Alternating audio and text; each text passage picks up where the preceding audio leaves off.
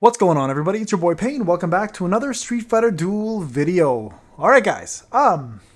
Let's talk about the Catastrophic Recast Event. I want to talk a little bit about everything that it is, everything that it has been, and some lessons learned that I hope the devs take back with them. Now, this is, of course, the final video I'll be doing on this whole event, most likely.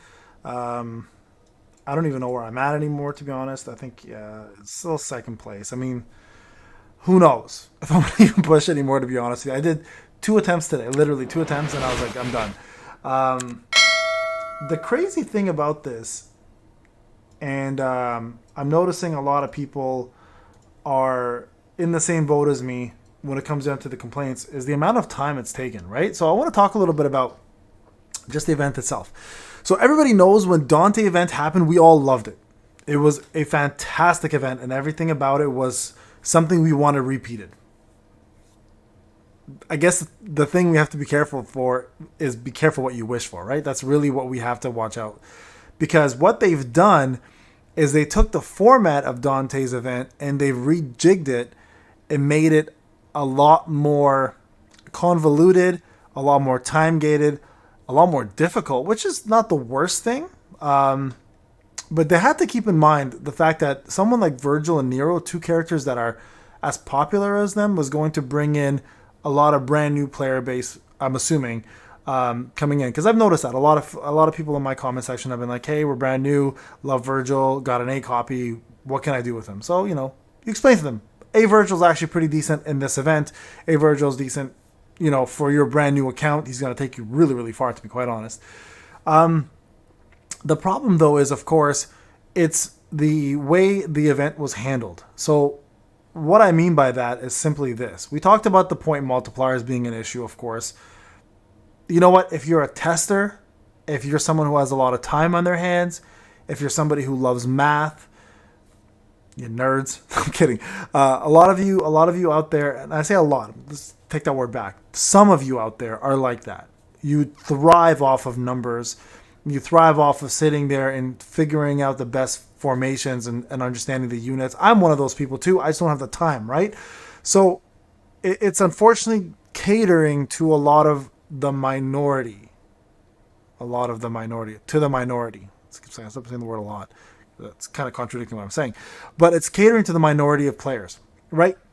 Most players who play this game, and this is the correct terminology here of the word used most, right?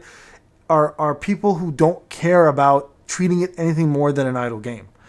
And the problem is when you're pitting, and those people are mostly whales. Some of them are free to play. A lot of them are whales. Most of them are whales who play this game strictly for idle purposes, right? Because they pay and they're like, yo, I'm paying to get ahead.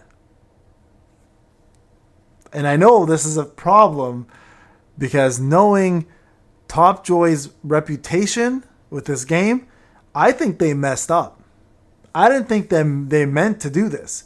Because quite honestly, you wouldn't want to piss off your whales. And let me tell you, a lot of whales are pissed.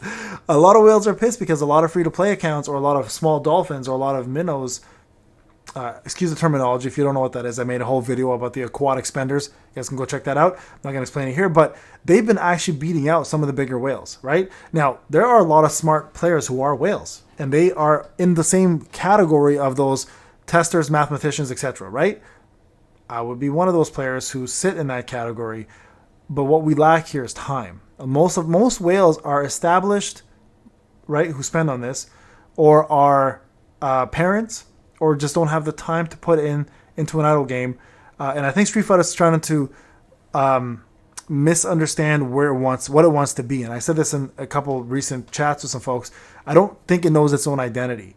It wants to be an idle game because it tells us to treat it like an idle game, but then it does shit like this, where you're kind of like sit here for hours and do RNG attempts until you get the best score. Now, a lot of people won't care about that, but again, some do. And for those some people, it's frustrating. So I like I love the aspect of unlimited attempts on a boss fight. I don't like the fact that the score can keep changing. And let me tell you what I mean by that. We should be allowed to do practice runs as much as we want, right? but we should only allow to keep top 5 scores. That's it. Like 5 attempts, they should have a practice button and a fight button, my opinion. And then when you do enough practices and you feel comfortable, I know it's a lot of RNG, they should do the fight button, and those, whatever you have in the fight button counts up to 5 times max. And here's the reason why I'm saying this. A lot of people might not agree with me, but personally for me, when I get first place, it's a sense of relief, and then I go to bed, right? As a parent, as somebody who's a lot of viewers and subscribers are parents as well, and those who have full-time jobs can't sit by a game all day to try to get first place and just keep trying to update their module. And that's another thing I want to talk about real soon. They don't have the time to stay up to 3-4 a.m., especially Eastern time or Mountain time or Central time. Those are really late hours for a lot of folks who start early. So it sucks that the unlimited attempts are considered real attempts. They should put a cap, in my opinion, of like practice as much as you want with the practice button, but your 5 attempts, whatever you get as your highest score, that's your highest score. That's what you keep. That's it. You don't get any more of those. I think that's a really good solution for folks like myself who just honestly don't have the time to be doing this. Number 2, the modules. Okay, so I'm going to say this, and I'm going to be dead honest with you guys. I think for modules, for each boss, it should only be allowed to change 3 times. Maybe max even 2. Twice. That's it. No more changing on modules. I like the idea of being able to play with modules and understand them and stuff, but I think there's more of a sense of strategy when you have to actually think and read and understand the modules a bit better. Again, some people won't agree with me here. Another thing I don't like either is the fact that the modules can be upgraded at any time, at any point. There should be a cutoff. Again, it's just making it fair for those who can't stay up all night to get the last module to 1 level higher, which is a pretty big deal because all the percentages jump up, right? As in the base stats do as well.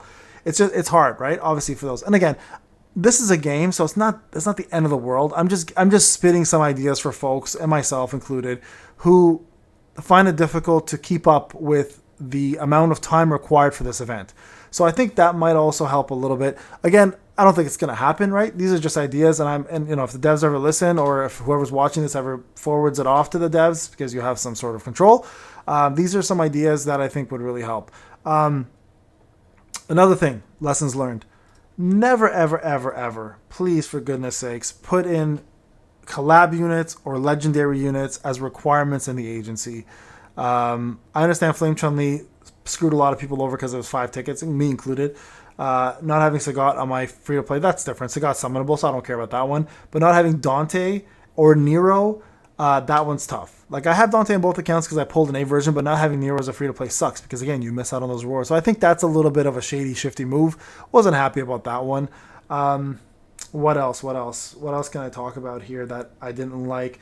The milestones. Yeah, this is a weird one. People can go back and do the old milestones to get their names up here and get people 50 diamonds. Not the end of the world. Whatever. That's not a big deal. I don't think that's just picking straws at this point. But I think those are my biggest issues. Is the fight and practice buttons. I think would be really cool to have, and that way people are not just sitting there for hours, and allows those who are actually idle players to keep their scores. Right. I think that's a really cool thing to do.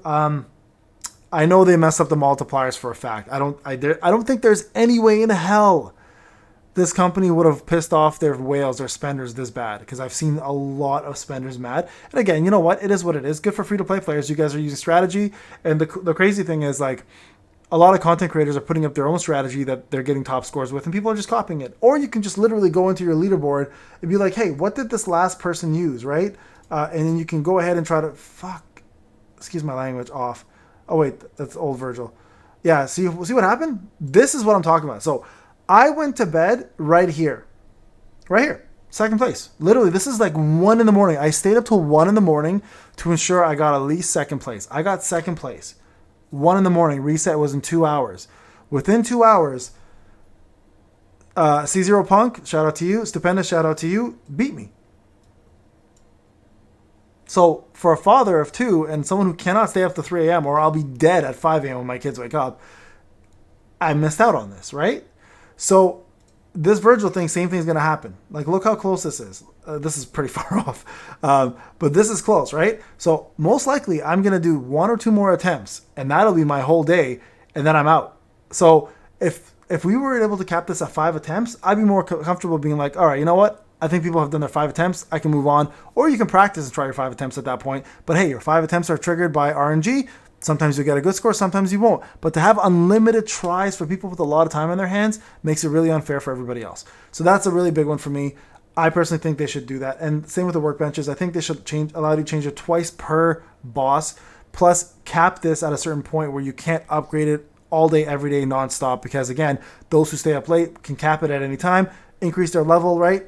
Right here, for example, I stay up all night, I increase this, put these percentages up, and all of a sudden now I can inch my way closer to a better score with unlimited tries. A couple things I want to talk about. So that was the big one there. Legendary unit for Nero was great. No complaints there. I think it's a little expensive, $50. I knew it was going to be $50 because I knew it was a collab, but they should have really dropped it to 30. I think having it at 30 price range for all legendaries would really pump sales out.